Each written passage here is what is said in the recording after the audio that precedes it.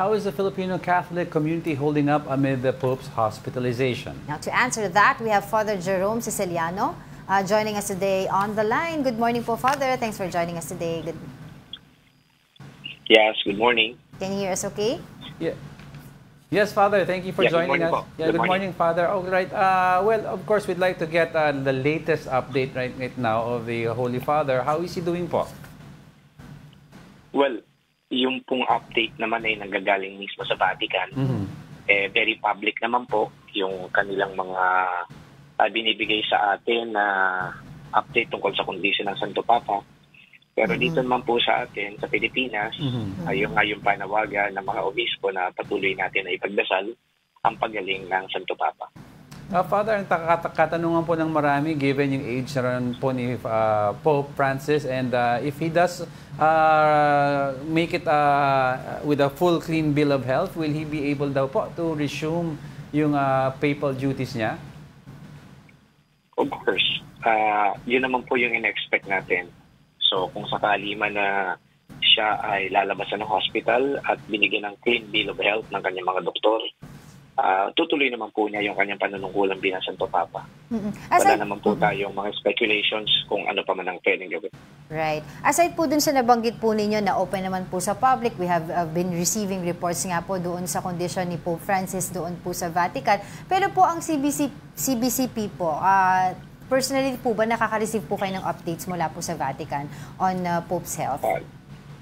Okay, ganito po yan.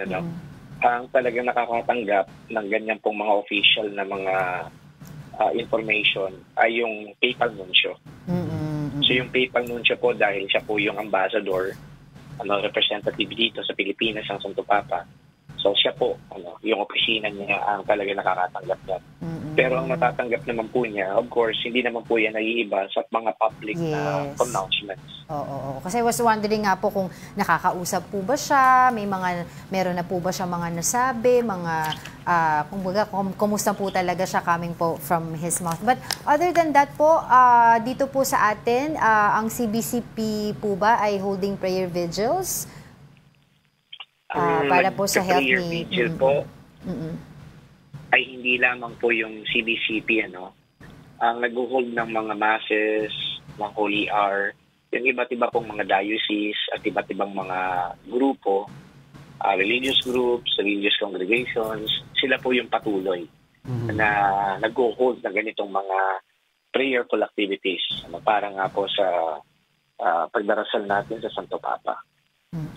Father, baka ano po ba, for our viewers, Father, na ano po yung mapapayo nyo, syempre in these times of tribulations, medyo worried din po ang Catholic faithful, kaya sa Holy Father, baka you can offer us words of encouragement or any advice.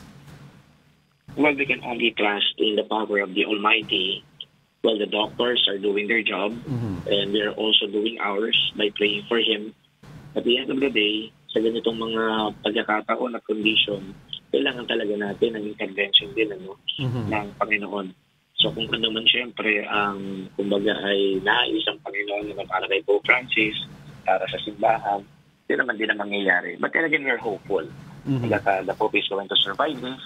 And then sa publiko naman na nag-aantabay o di kaya magdanay sa makakuha ng mga information, just continue to monitor the conditions or the information being given by the Vatican. And of course, huwag din tayong hihinto sa pagdarasal sa Panginoon na sana nga ay gumaling si Pope Francis. Alright, maraming salamat po sa inyong oras, Father Jerome Siciliano from CBCP.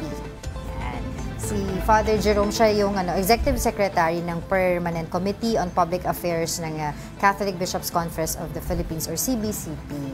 Kaya lang natanong if ever may clean bill of health, if he'll be resuming yung as active as he was before, because we all know medyo 88 years old na si Pope, diba? So medyo worried lang naman tayo. Of course. Alright. And prayers for the Pope as well.